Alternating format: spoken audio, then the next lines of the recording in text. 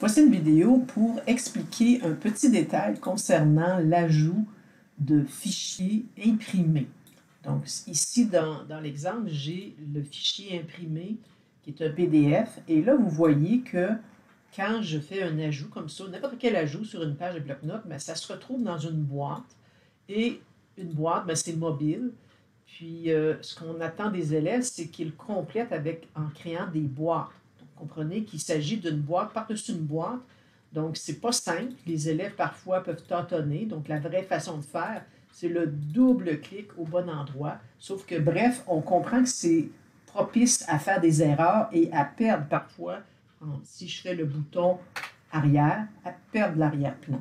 Donc, il existe la fonction CTRL-Z ou bien défaire, ou même le petit bouton qui est ici, le bouton annuler l'action. Mais il reste que, je pense qu'avec des élèves jeunes ou pour éviter les problèmes, c'est bon de figer cette page-là. Alors, comment faire? Bien, ça va se passer avec la version de bureau du bloc-notes, c'est-à-dire OneNote. Donc, quand je fais un clic là-dessus, donc ça s'est passé sur une autre fenêtre. Alors, je vais amener la fenêtre. Ça s'est ouvert sur mon appareil. Alors, quand on entre dans le bloc-notes, on arrive exactement à la bonne page. Moi, c'est entré rapidement parce que j'étais connecté. Donc, si ce n'est pas votre cas, il va vous demander vos informations de connexion, donc votre adresse de courriel CSVE avec le même mot de passe pour pouvoir être connecté à vos contenus. Donc, vous voyez, quand je vais vis-à-vis de compte, ce compte-là, il est vraiment identifié à mon nom. Donc, si je reviens ici, comment figer une page? Bien, il faut savoir qu'un PDF, quand on l'incorpore, toutes les pages vont être une en dessous de l'autre. Et là, ce qui est un petit peu déplaisant ou triste à apprendre, c'est qu'il va falloir figer une page à la fois. Donc, comment faire? Je sélectionne la page, pas la fenêtre, pas le bloc. Je sélectionne chaque page comme ça, donc je vois les petits carrés autour.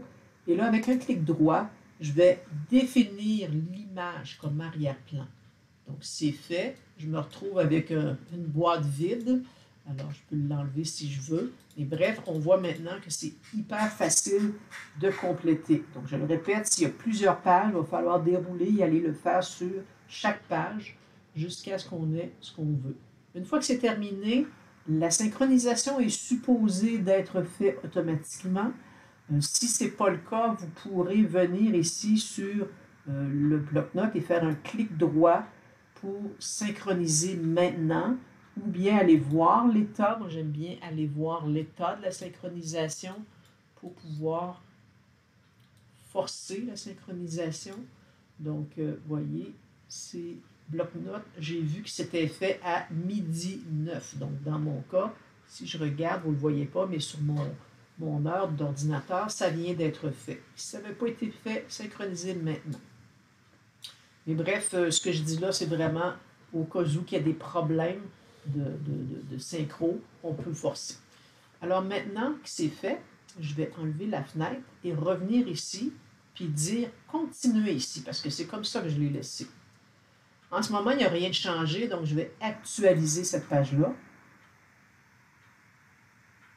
Et voilà, j'ai maintenant un arrière-plan plutôt qu'une boîte. Donc, les élèves vont pouvoir faire un seul clic et écrire la réponse. Et on se souvient qu'une zone de texte, ça se fait rapidement comme ça. Un clic. Si jamais vos élèves ont besoin de se comprendre mieux, donc la boîte de texte, elle est dans les outils dessin, c'est juste ici. Si on a un appareil mobile, on peut venir utiliser les fonctions d'écriture directe comme ça.